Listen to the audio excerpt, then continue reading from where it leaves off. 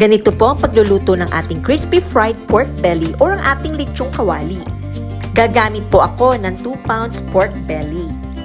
Huhugasan lamang po natin yan at pagkatapos, lalagyan na po natin ng asin ang ating pork belly. Bahala na po kayong tumimpla according sa inyong panlasa. And after that, maglalagay na po ako ng kumukulong tubig para mabilis ang proseso ng ating pagluluto.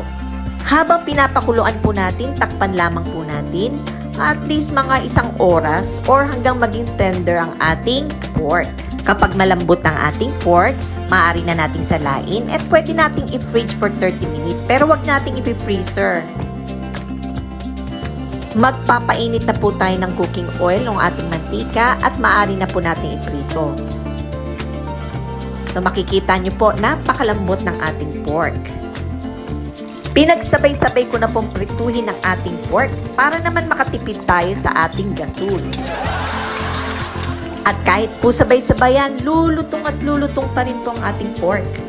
At dahil po today nagmamadali po ako magluto at ang aking asawa ay gutom na, hindi pa po ready ang ating pork pero maaari na po nating hanguin, salain, tapos maaari nyo pong iprito ulit, pangalawa, pangatlo, hanggang sa lumutong ating pork belly.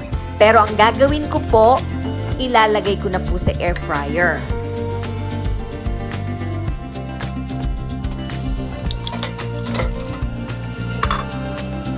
So, lulutuin ko po ulit ang ating pork belly sa air fryer ng around 5 minutes or until maging malutong na or crispy ang ating pork. Ito ay niluto ko sa almost 350 degrees Fahrenheit. Hayan, ready na ang ating lechong kawali. Enjoy!